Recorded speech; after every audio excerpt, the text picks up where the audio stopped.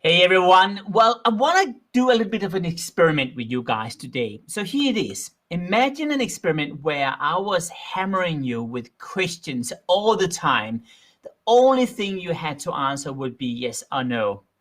Now imagine that that experiment would run for not 5 minutes, not for an hour, but for 8 hours every day, 5 days a week. And by the way, after I would done that for a couple of weeks, I would, in the middle of all this, out of blue, pause and give you 10 minutes, and I'll ask you to be creative, just to create something completely new. Think about it. This is what's happening today in our world. You're sitting in front of Zoom or Teams for 8 hours, only paused by those frantic moments in the bathroom and a sandwich in between calls at best. And we saying yes, and now Bob, and show me the deck dick, and send me that mail, and my link was wrong. And at times we're then asked to be creative, and we're just falling flat when we are. We sit there, and after 5 minutes staring at a blank screen, we go back to our autopilot, we copy paste stuff, we replicate the good old formula. But did we really create something new? Did we create new thoughts, new concepts, a new idea? Honestly, not really, right? And this is my point today, because why is it happening?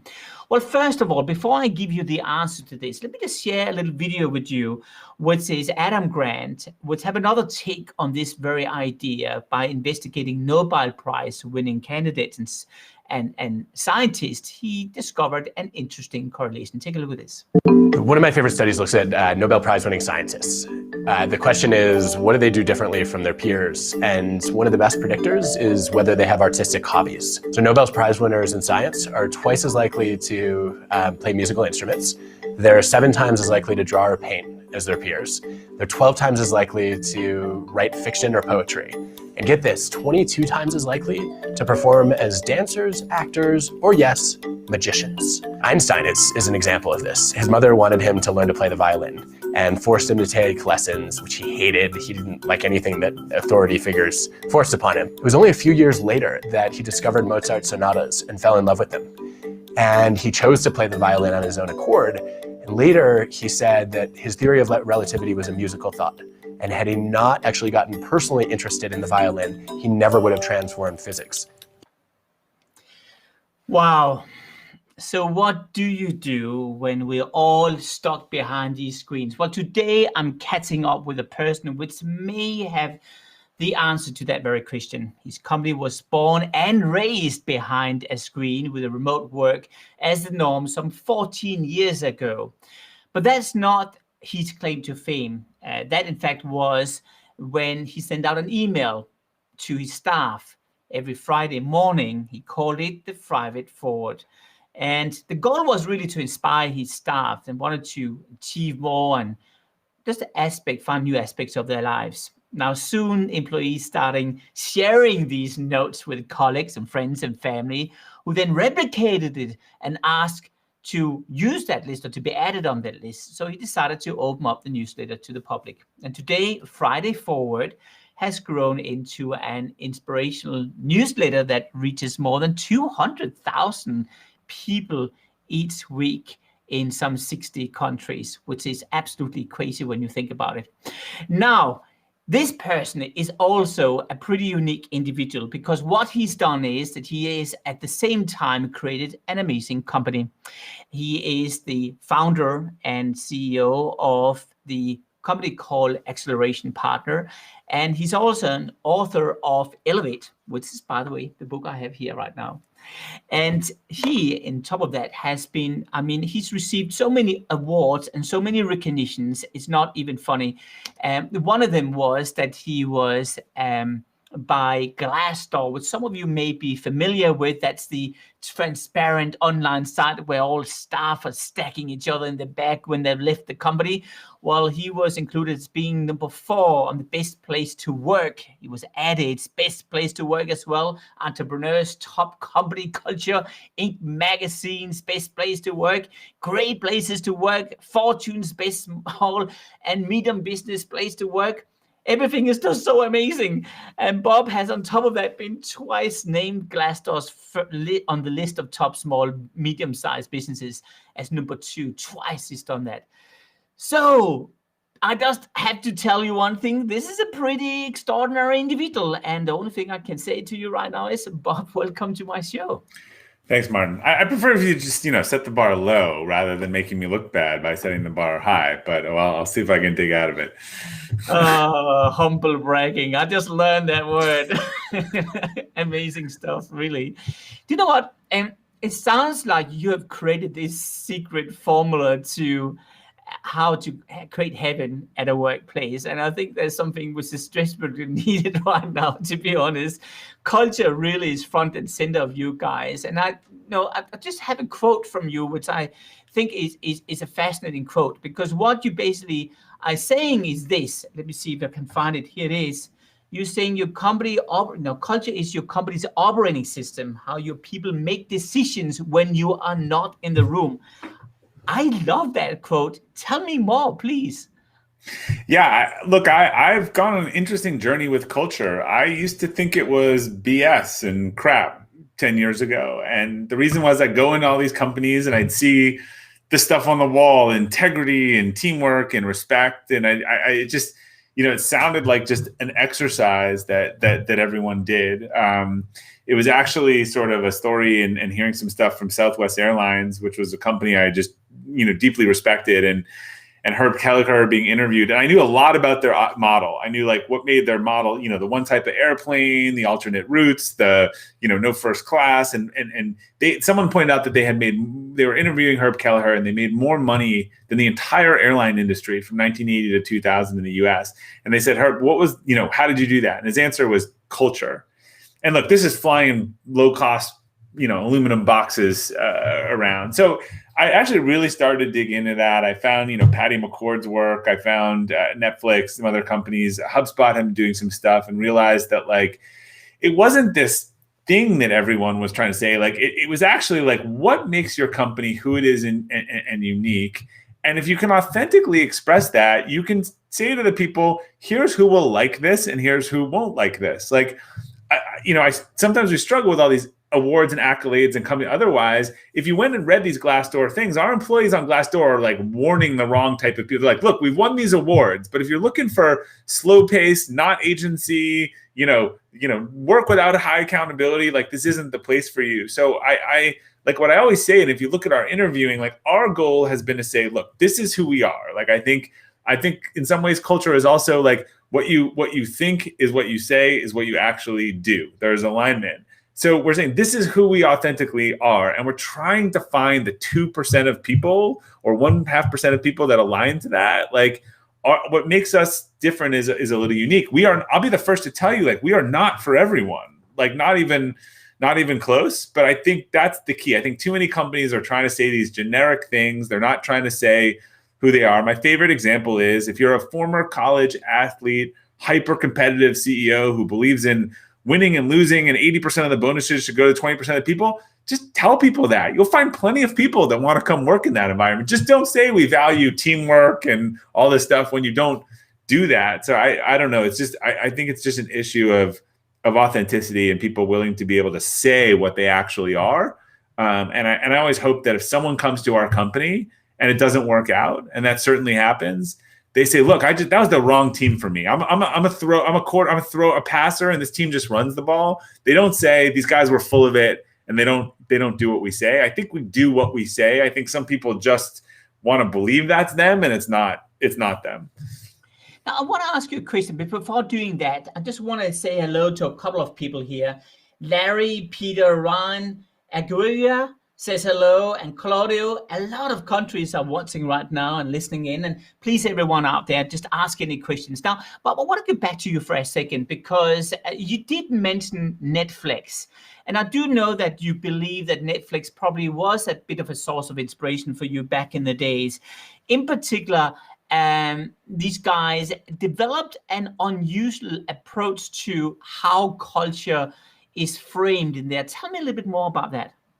Yeah, so for people who haven't seen the Netflix culture deck that came out 10 or 15 years ago, it was just this great document. I think Sheryl Sandberg and people have called it the most important document ever come out of Silicon Valley.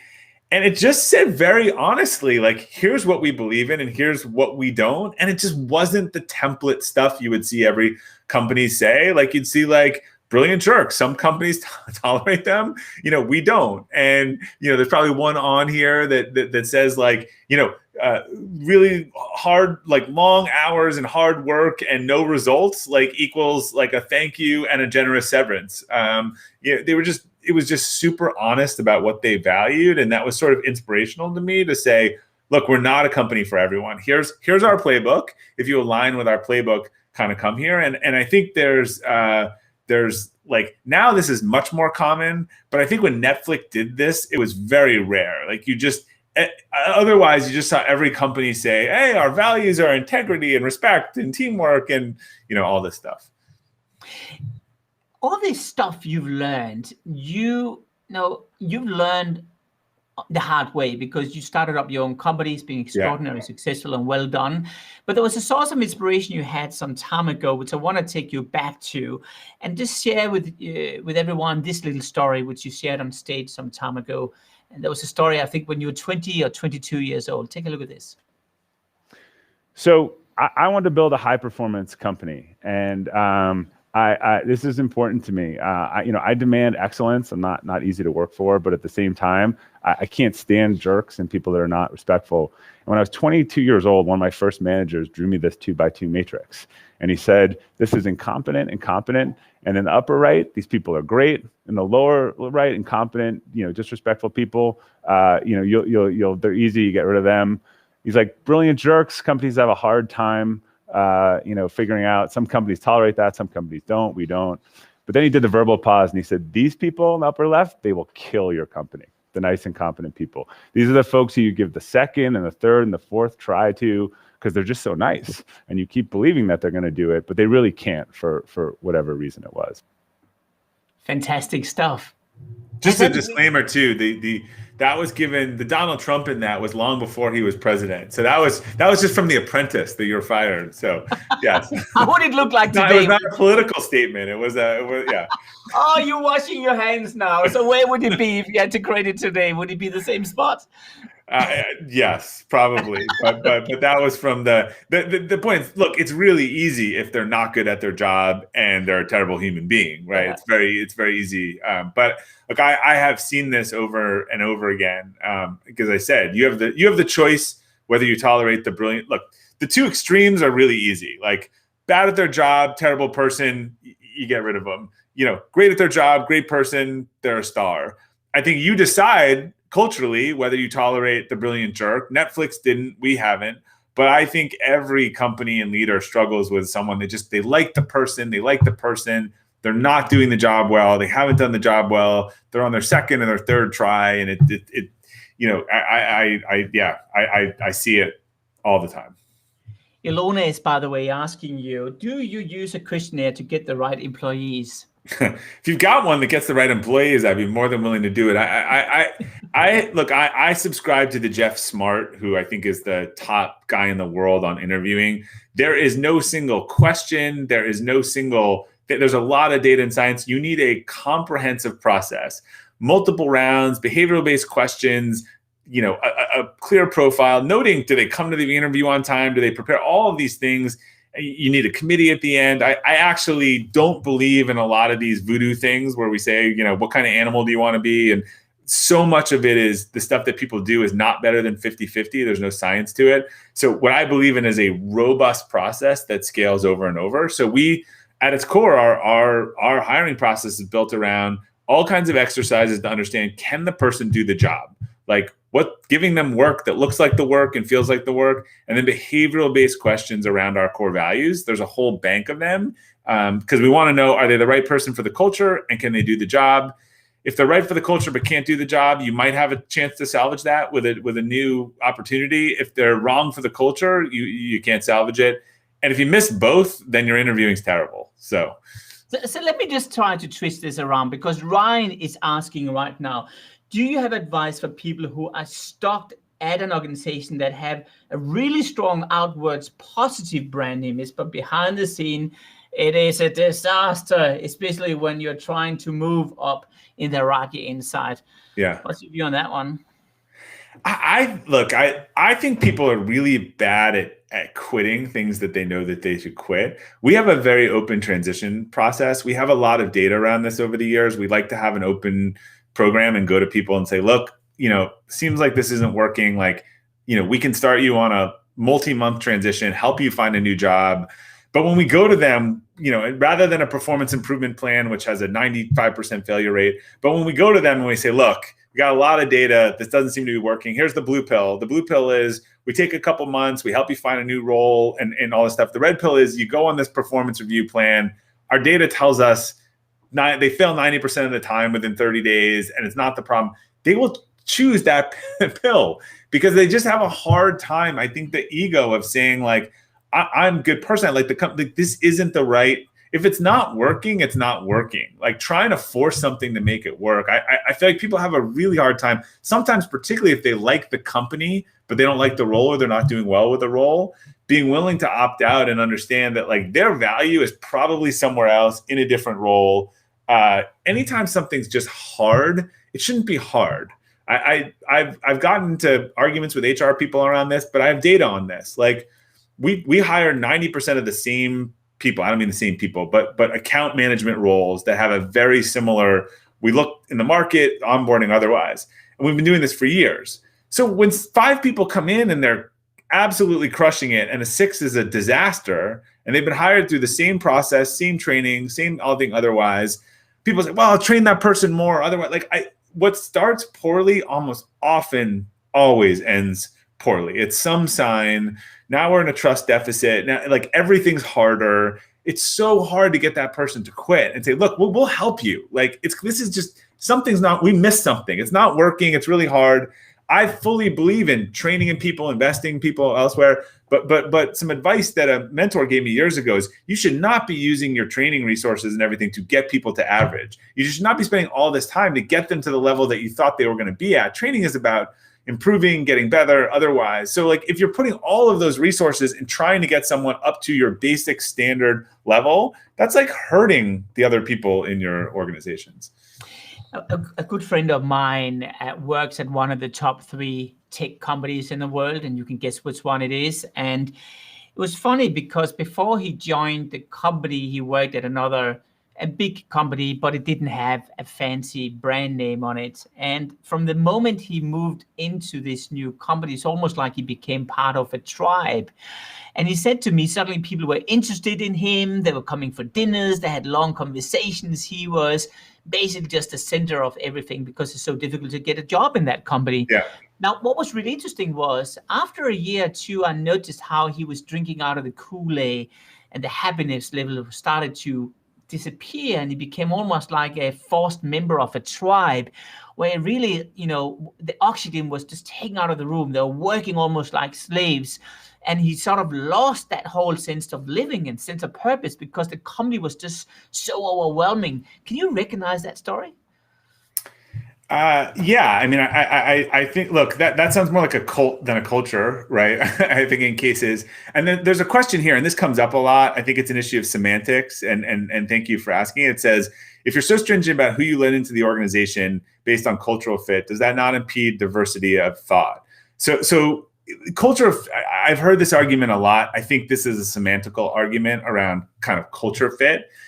We are not looking for carbon copies. We are not looking for people to agree. But I think that like, if you don't, this is like a marriage. If you're not in agreement on the big, like we have to have overlapping general beliefs. Like this is any like tribe or organization, right? There has to be a common set of of values and beliefs. You don't have, it doesn't mean you're the same. You want people that are different and think different, but you got to be in alignment on the big things, or that doesn't work. So to me, that's where, culture comes into play. But for us, culture, is very specific core values. There are core values in our organization, like there would be in different schools or organizations or towns or tribes or whatever, where those are the behaviors that are rewarded. It's not the groupthink that's rewarded, but those are the fundamental things. If those aren't you, if they're not natural to you, it's probably not the right choice. I think of very much like universities. Think about, there are large city ones, there are small rural ones. They're all great,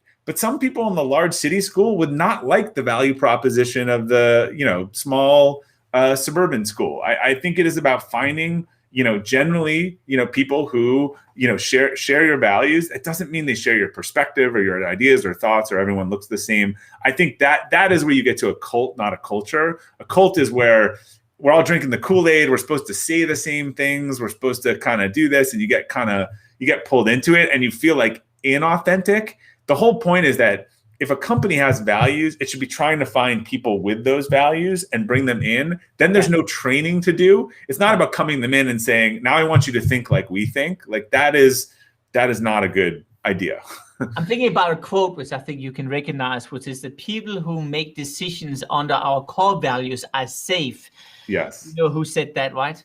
Yes, that's one of my favorite quotes. Our friend Gary Ridge, and to me that is, individuals need that knowledge of their core values to sort of making this safe. That's what values are. Look, you can go ahead and do anything as long as it's within our core values. We have a core value of own it, right? Is one of our things. We want people, part of our flexible working. We want people who like to own it, who like to make decisions, who like to take responsibility.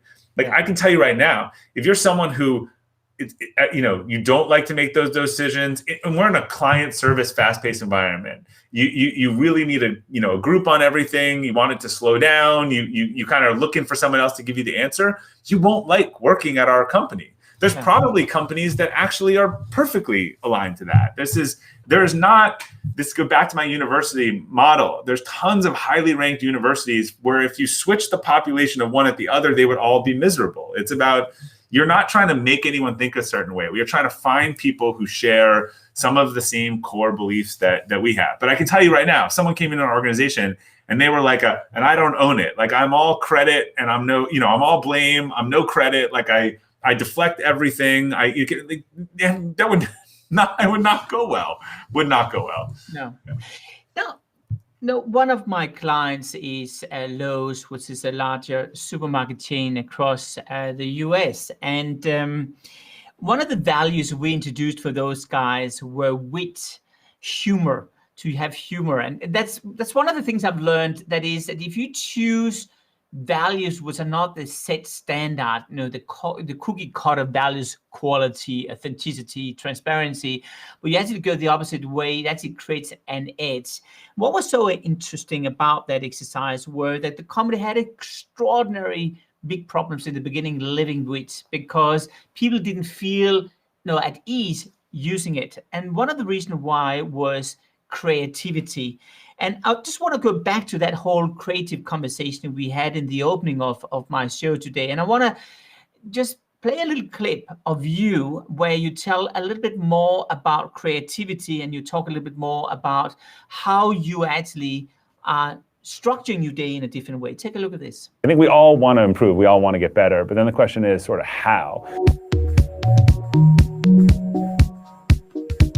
I think one of the most powerful ways to get things done is this concept of time blocking, where instead of taking all the stuff coming at you and just scheduling it into all available time, you in advance block the time that you want to spend on team meetings, exercise, thinking time, writing time, and you make those allocations, and then you schedule into those allocations. So you've already designed your life in terms of how you want to spend it. You will never have free time. You can schedule free time. People reach out, hey, can you chat tomorrow at 2? And the answer is kind of no, because I have done time blocking of where I want to spend my time. Even if that time is nothing, I've dedicated that time to rest. So I time block my schedule out 4 to 6 weeks ahead. Here's what I want to do for meetings. Here's what I want to do for exercise. Here's what I want to do for the other stuff. Here's my actual thinking and working time. We all have something in our company we call GSD, Get Shit Done Time. And you'll see that in people's calendars. And that's not like, hey, you can have that. That's the, hey, I'm actually like doing the stuff that I need to deliver to everyone. What a charming guy there. Tell me, how do you stay creative? We talked about this. I think you need those times to be creative. I mean, one of the struggles, and you allude this now, is like I've had a lot of creative breakthroughs when I travel, and change of environment works for me. Change of scenery, getting unplugged, whether it's running, swimming, otherwise. My camera has just sort of locked out of focus here. I'm gonna try to fix it. So yeah, that's been a struggle without changing, but it is those times, right? Hey, I'm gonna go sit in Starbucks without my phone, with a paper pad, and think and draw, and you actually have to create the spaces to do those activities you want. It's like exercise. Exercise doesn't just happen. It has to be planned. I think you can't plan to be creative, but you can certainly put yourselves into environments where you're going to be like, I am not going to be creative on 6 hours of straight Zoom calls and one-on-one check-ins, right? Because then I'm not paying attention to whoever I'm talking with. So you got to look at it and you say, look, if I want 1/3 of my day to be creative, what do I need to do to make that happen with my schedule? Now, you guys have been working this way for 14 years. Has anything changed since COVID? Has it become harder, or is it just business as usual? And when I'm saying it this way, just so everyone knows, this way is home officing, right? So you don't really have an office necessarily. Yeah. What has changed, if anything? Look, interestingly, everyone said, God, you guys have such a huge advantage, right? Because you've been at home for a while. And yeah, we had all the systems and operation and tech set up. However, we had a lot of people with young kids who were the ones who chose flexible work, who I think were put in the most no-win situation on COVID. Also, for anyone that's working remotely for the first time right now, one of the biggest values, we have a lot of people who love to travel. They're competitive athletes. They like doing SoulCycle. There's stuff in their life for which they're able to use that flexibility and they value it. Now they've lost that. So it's not that they're worse than other people, but they've lost a lot of the advantages of working from home. Certainly having to be a parent, a teacher, exercise director, and not leaving your house is a tall order. So we've actually had to recognize that we know that the load on people is just much harder than it's been. But we're putting in mentors, right? No, you had one example of a person which wanted to do a marathon. I can't remember what it was, and you were basically allocating a person helping people to grow. Yeah, we have a wish granting program that we do at the end of each year. And that year, a bunch of people had some exercise goals and we hired coaches to help them with it. And that's one of the advantages, right? This person was working on our sales team and training for a half Ironman, at the same time. Like that's when you're like, oh, I love it never actually was about working from home. It was about an environment of flexibility and accountability. And like, if I'm accountable, I have flexibility. So again, the flexibility has really come off the table. So I've stressed this to people, really clearly, like if they don't like working from home right now, this is not the right answer. What some of the people who are even extroverted really loved was they could go have lunch with any of their friends, or they could go on a bike ride, or they could go, do stuff, throughout their day, or even, find time to be creative out of the office and get out of meetings. But a lot of that's been taken out of their toolbox with COVID. Yeah. Well, I think everyone now knows why Bob and his company has received so many awards. And by the way, if you want to learn more about this, read the book, Elevate. Listen, just tell me, Bob, for a second, where do people get a hold of you? Sure. They can find Friday Forward, the book, courses, everything else at Robert Glazer, Glazer, just like the name.com, all one word. Beautiful. Thank you so much for joining me. And listen, thanks to all of you guys for watching today. Now, once again, I'm so pleased that you spare the time to listen in. I know it's kind of counterintuitive what I'm doing somehow, asking you to stay away from the screen while you're watching a screen in order to be more creative. So here's my advice to you guys right now. After be watching this segment, switch off that phone just for a second and start to be bored, because boredom is the foundation, in my opinion, of creativity. Now, It may be for some common sense, yet common sense is not that common. See you again next Friday, or next Monday, actually, where I'm back again with another show. Meantime, stay well. Bye for now.